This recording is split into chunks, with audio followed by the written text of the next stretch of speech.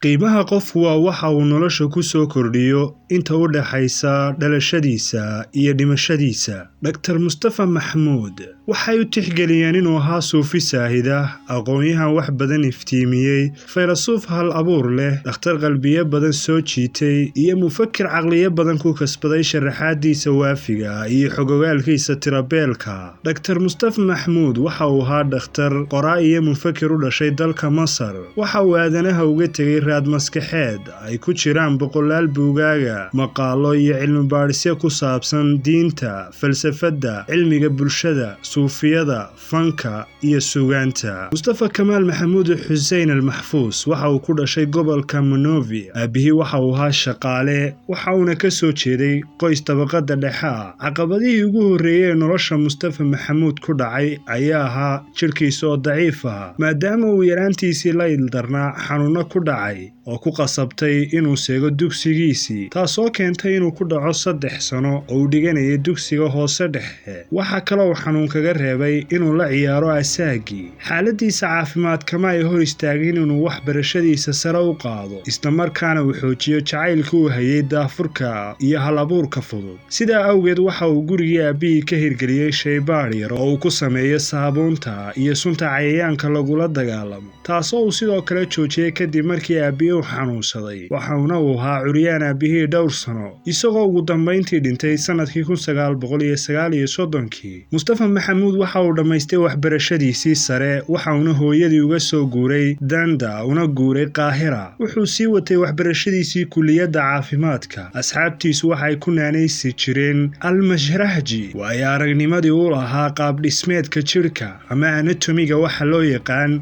is-hortaagiisii dheeraa uu hor istaagi jiray meydadka waxay u jiiday meelaha isweydiimaha ee ku saabsan sirta nolosha, dhimashada iyo wixii ka dambeeya. muddo 2 sano ayuu waxbarashadii uga baxay xanuun dartii, waxa uuna ku qaatay akhris iyo ka fikirka mawduucyada suugaanta. waxa uu bilaabay inuu wax qoro sannadihii u dambeeyey ee uu waxbaranayay. sheekooyinkiisii gaagaabnaa waxa lagu daabacay majalladda Rosal Yusuf oo ka soo baxda dalka Maraykanka, taasoo gaadhsiisay inuu si xirfadaysan wax u qoro. Dr. Mustafa waxa uu ka qalin jebiyey kulliyadda caafimaadka ee jaamacadda Qaahira sanadkii 1953, isaga oo ku takhasusay cudurrada ku dhaca laabta, wuxuuna sii waday iskuwadka caafimaadka iyo qorista, isagoo xidhiidh la lahaa ururka dhakhaatiirta iyo ururka saxafiyiinta, ilaa laga soo saaray go'aan mamnuucaya iskuwadka 2 hawlood. sidaa awgeed waxa uu doorbiday inuu ka mid noqdo ururka saxaafadda, waxa uuna ku doorbiday xamaasadu u lahaa hal-abuurka iyo qoraalka. wuxuu hawshaas caafimaadka iskaga tegay sanadkii 1960. 2 jeer ayaa uu guursaday. markii ugu horreysay waxay ahayd sanadkii 1961, waxaana u dhashay 2 carruur oo kala ahaa Adham iyo Amal. 12 sano kadibna waxa ay kala tageen xaaskiisii, xilligaas oo ku beegnayd sanadkii 1973. 10 sano kadibna waxa uu guursaday Marwa Zainab Xamdi sanadkii 1983, waxayna kala tageen sanadkii 1987 oo wax carruur ah ma ay kala dhalin. waxaa xusid mudan in madaxweynihii hore ee Masar Anwar Saadaat oo ay daktarka lahaayeen xiriir fiican uu u soo bandhigay xilka wasaaradda cadaaladda, isla markaana uu daktarku iska diiday, taasina ay cadho gelisay Anwar Saadaat. kadibna uu isbaraxay isagoo leh, waxaan ku guuldaraystay inaan maamulo hay-adda ugu yar, taasoo ah qoyskayga, waxaanan furay xaaskayga. haddaba sidee baan ugu guulaysan karaa inaan maamulo wasaarad dhammaystiran?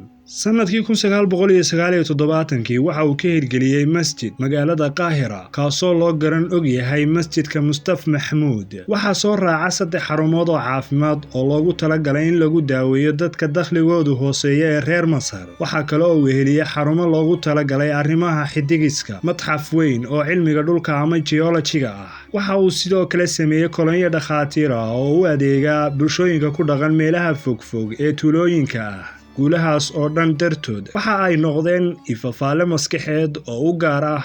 buugaagtiisuna waxa ay ahaayeen kuwo hodan ku ah indheergaradnimada. muqbahiyaasha carbeed waxa uu ugu soo kordhiyey odhaahda ah ahlan bikum, ku soo dhowaada. maalin kastoo isniin ah 9 fiidnimo waxa uu sii dayn jiray barnaamijkiisii gaadhay 400 xalqadood ee caanka ahaa, laguna magacaabi jiray sayniska iyo iimaanka, kaasoo noqday mid ka mid ah kuwa ugu caansan barnaamijyo cilmiyeedka caanka ah. isla islamarkaana kasbaday daawadayaal tiro badan oo dhuuxa aqoonta iyo fikradaha cajiibka ee dhakhtarka muddo rubuc qarniya, lagana dheefay faa'iidooyin maadi ah oo aad u wanaagsan, ilaa barnaamijkiisii lagu joojiyay go'aan siyaasadeed kadib safar caafimaad oo qaatay dhowr bilood. Sannadkii 2009 Dr. Mustafa Maxamuud ayaa ku geeriyooday da'da 88 sano, waxaana janaasadiisa lagaga tukaday masjidkiisa subax sabti ah 7:15. Qiimaha qofku waa wax uu nolosha ku soo kordhiyo inta u dhaxaysa dhalashadiisa iyo dhimashadiisa. Dr.